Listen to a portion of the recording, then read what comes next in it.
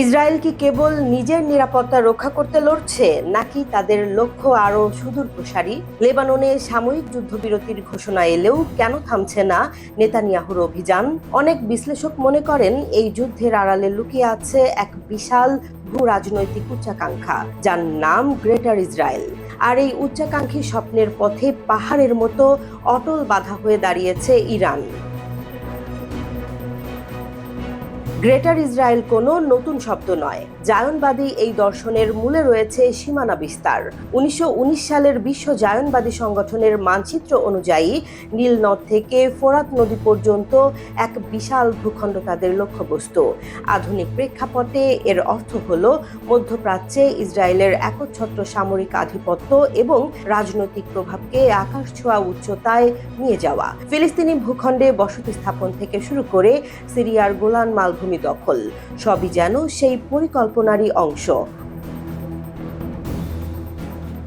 ইসরায়েলের এই কৌশল কেবল কাঁটাতারের বেড়া বৃদ্ধি নয়, বরং এমন এক পরিবেশ তৈরি করা যেখানে তারা যে কোনো প্রতিবেশী দেশে অবাধে অপারেশন চালাতে পারবে। জর্ডান নদীর নিয়ন্ত্রণ, দক্ষিণ লেবাননের লিটানি নদীর পানি সম্পদ এবং লোহিত সাগর হয়ে আফ্রিকা পর্যন্ত গোয়েন্দা সাম্রাজ্য বিস্তারের এক দীর্ঘমেয়াদী ব্লু প্রিন্ট নিয়ে এগোচ্ছে তেল আবিব। গত কয়েক দশকে ইসরায়েল তার পথের অধিকাংশ বাধাই সরাতে পেরেছে, কিন্তু ইরান এখন পর্যন্ত রয়ে গেছে এক অভেদ্য প্রাচীর হয়ে। পশ্চিমা মিডিয়ায় গুঞ্জন রয়েছে, ইরানকে সরাসরি যুদ্ধে টানতে হোয়াইট হাউসকে প্রতিনিয়ত প্ররোচিত করছেন নেতানিয়াহু।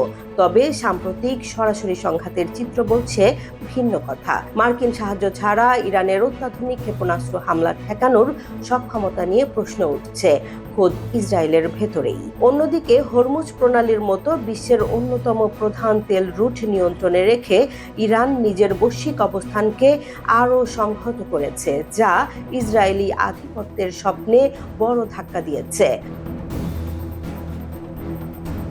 এই সংঘাত কি কেবল নেতানিয়াহুর রাজনৈতিক অস্তিত্ব রক্ষার লড়াই, নাকি মধ্যপ্রাচ্যের ভবিষ্যৎ মানচিত্র নির্ধারণের চূড়ান্ত মহড়া? বিশ্লেষকরা বলছেন, ইসরায়েলের এই বেপরোয়া আধিপত্যবাদ শেষ পর্যন্ত তাদের নিজেদেরই পতনের পথ প্রশস্ত করতে পারে। ওয়াশিংটনের জনমত দ্রুত ইসরায়েলের বিপক্ষে যাচ্ছে। অন্যদিকে মধ্যপ্রাচ্যের দেশগুলো নিজেদের নিরাপত্তার খাতিরে ইরানের পাশে ঐক্যবদ্ধ হওয়ার সম্ভাবনা বাড়ছে। শেষ পর্যন্ত ইতিহাস বলে, বল প্রয়োগ করে আধিপত্য টিকিয়ে রাখা সম্ভব নয়। জেসমিন জাহান, নিউজ ডেস্ক, জনবাণী।